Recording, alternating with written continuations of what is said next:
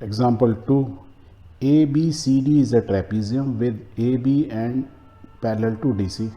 सो देखो डायग्राम में ए B C D क्या है, ये ट्रेपीजियम। ट्रेपीजियम ऐसे होते हैं, उसमें क्या होती हैं, दो साइड पैरेलल होती हैं और दो साइड नॉन पैरेलल होती हैं। तो ये ट्रेपीजियम हो गया ए बी सी डी। और ये इसमें क्या बोला है, जो पैरेलल साइड कौन कौन सी हैं, ए बी और डी सी। ये देखने में भी लगा है, this is what is written. E and F are the points on non parallel side A D and B C. E और एफ जो हैं, ये जो नॉन पैरेलल साइड है ट्रेपीजियम के, उस पर दो पॉइंट्स हैं। सच दैट, किस तरीके से है कि ई एफ जो लाइन बन रही है, इनको जोड़ने से जो लाइन बन रही है वो पैरेलल टू किसके है, ए बी के पैरेलल है। अब हमको प्रूव करना है कि A E upon E D, A E means ये इतना पार्ट डिवाइड बाय इतना पार्ट, उसकी जो रेशो है is equal to B F divide by F C. ये रेशो में, सेम रेशो में, मीन्स ये साइड की जो रेशोज आ रही हैं जब ये लाइन कट कर रही है वो दोनों सेम है। This is what we have to prove. ठीक है, तो कैसे प्रूव करेंगे, तो we will prove it this way. Let's join A C, A and C को ज्वाइन करो to intersect E F at G. जब इन दोनों को आप जोड़ोगे तो ई एफ को कट करेगी and that point is say G. G क्यों बोल रहे हैं, A B C D E F तक तो हो गया, तो जी बोल दो। अब ओ बोल सकते हो, कुछ भी बोलो। बेसिकली हमने कहा ए और सी को कनेक्ट करना है। जब आप कनेक्ट करोगे तो जिस पॉइंट पे इंटरसेक्ट हुआ उसको कुछ नाम देना है, तो we have given the name G. अब हमने ऐसे क्यों किया, हमने इसलिए किया क्योंकि हमारा चैप्टर किस पे है, triangles.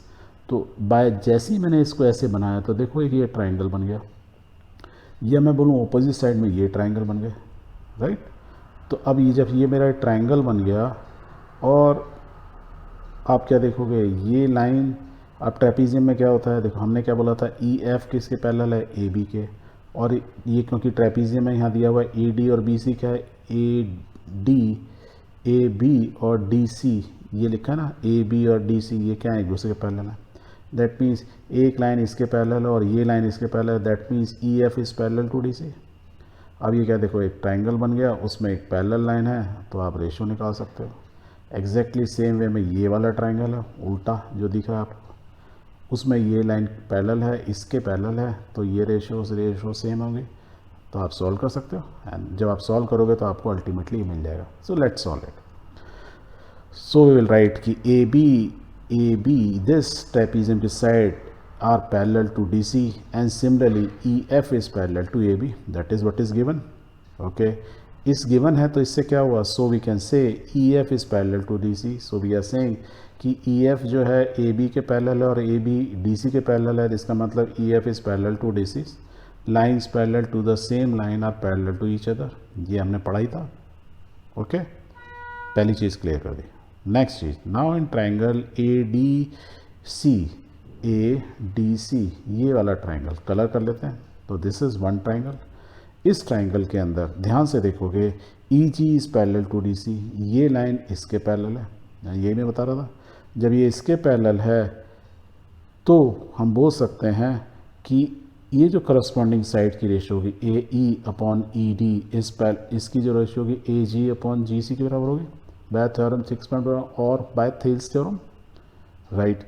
Similarly in triangle C A B, ये जो ट्राइंगल बना उल्टा वाला जो वाइट कलर का दिख रहा है, उसमें इसकी ratio divide by this ratio और C F divide by F B same होगी बाय सेम थ्योरम हम लिख सकते हैं।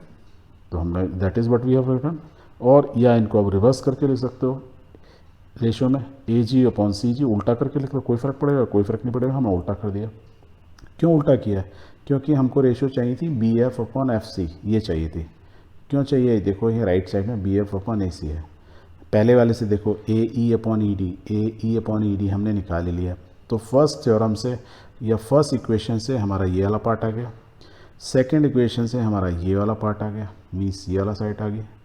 अब ध्यान से देखो ए जी अपॉन जी सी मीन्स ये लाइन तो हमारी कॉमन ही है दोनों ट्राइंगल्स में साइड, राइट।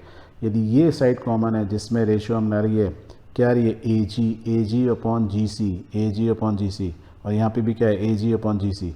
यदि ये चीज़ दोनों में है, इसका मतलब ए ई upon ED is equal to BF upon FC. So we write it that way.